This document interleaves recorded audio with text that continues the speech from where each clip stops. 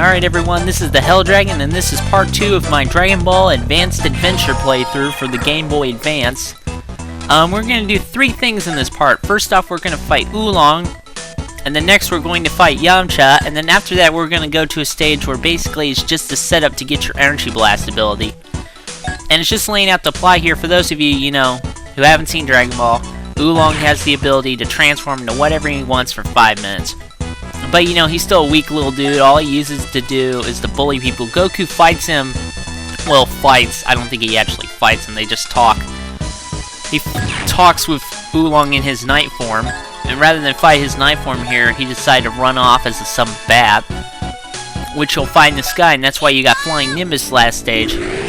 On this battle, and then it's another battle where you fight on Flying Nimbus. And this is just, like a practice setup, just to get you familiar with it, because you can move in all directions, you can jump or whatever. It's kind of harder to control yourself while you're riding on Flying Nimbus. And what you basically want to do is you want to jump and attack that enemy, Oolong, as well as these other enemies here. But if you get up close, you can still do a combo like I did there. And then once you deplete half his bar, he becomes this rocket thing. And this rocket thing's got 2 attacks. He's about to do one here. He shoots fire, out of his ass. And he also has a move where his face turns into a drill and he tries to ram you. But still an easy battle, just setting up so that you know how to do Flying Nimbus for the other bosses later on near the end of the game. One more hit ought to finish this guy off for good. Alright then. It's kind of sad though. Oolong doesn't really do much in Dragon Ball. And then he goes over to Dragon Ball Z, in which a lot of people do almost nothing at all. So, I don't know, I kind of felt he could have more of his moments. I think one of his biggest moments in Dragon Ball was stopping Emperor Pilaf from wishing for whatever he wanted and then Oolong instead wishes for a pair of underwear, messes that up. That's probably the only biggest thing he ever does in, both series. Otherwise, he's just on the sidelines. Well, at least, Master Roshi was more active. Here, Oolong just doesn't do nothing. And they take him along for some reason. I don't know why. Like I said, I haven't seen the anime. But, and then next up, right now they're going to head off to go fight Yamcha, just after we save real quick, since it automatically does that after each stage. Now, this was back when Yamcha was good, which is unfortunate, because as we know later on, he doesn't do much. I don't need to reiterate this. Yamcha basically saying, "Give me your shit, bitch, or I'll, kill you," or something. And that's how do you say that name of that guy next to him? Puar? Pure? Poor? Pube? I don't know. I call him Little Floating Cat Guy. Little Cat Guy. Little Catman. Catman. I like that. I'm gonna call him Catman. Alright. Boss fight's about to start with Yamcha. Now, Yamcha has several moves. He does that rocket move. If you jump in the air and you press up and attack, you can kick that rocket back at him for massive damage. I'm about to do it here. Oh, and Puar drops bombs while you're fighting Yamcha. See, there's that rocket kick attack. Now, there's one attack you want to watch out for Yamcha.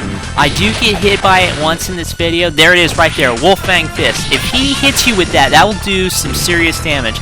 You do not want to get hit by that a lot. I'm going to get hit by it one time to show you how painful this thing is. Look at my bar right now. He's about to do it.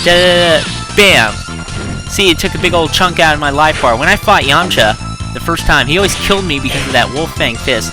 All you gotta do is jump over it though, and then hit him while, he's recovering from that attack. Warp attack for the finish. I love that warp attack. That's one of my favorite moves.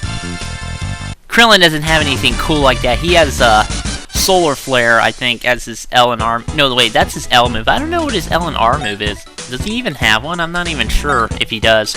I don't know why Bulma's dressed up like a bunny suit. A bunny or whatever. Playgirl.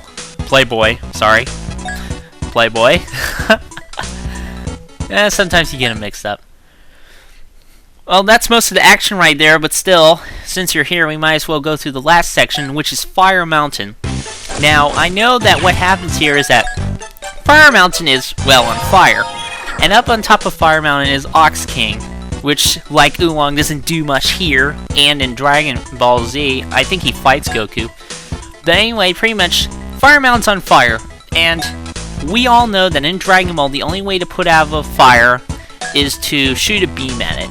A big fucking energy beam. And that's what they get Master Roshi for. And they don't really show the animation here, but they'll do it the next best way. With flashing seizure lights. I really hope you weren't sitting too close to the screen there, kids. I don't want this to turn into a Pokemon affair. And somehow beams take out fires. Look, I know this is a cartoon, but I don't know the logic behind this. If someone out there knows this, explain it to me, please. Because I don't got no clue. Well, I don't know. I guess I'm so steeped in logic like that. Goku wants to learn it, and Master Roshi says, well, you're just a dumb little kid, but I'll tell it to you anyway. And it's really easy right here, but, you know, when I first played this game, I originally played the Japanese ROM. And since it was telling you what to do in English right here, I did not know what the fuck to do, so I pissed around all my time. See, I do it right here. You hold down R and then you let it go. And as you get more stocks to your energy bar, it charges up fuller until it becomes that big energy blast. But when I was playing this in Japanese, I didn't know what to do, so I wasted a lot of time there before I think I game faxed it finally. Game FAQs, you know. Of course, good site. I think that's how I figured it out, I don't know. It was pretty... I think I got it when, like, the Japanese version immediately came out, so there wasn't really any FAQs. I still don't know why Bulma's a bunny. Someone please explain that to me. Ah, wiki it. Whatever. And then Ox King's one, and it's like, you're leaving? Well, come back and see me sometime. Goku's like, yeah, I'm coming back. You never see him again in the entire game. But enough about that. This is the end of part 2. Join me next time when I take on Pilaf's Palace. See you later.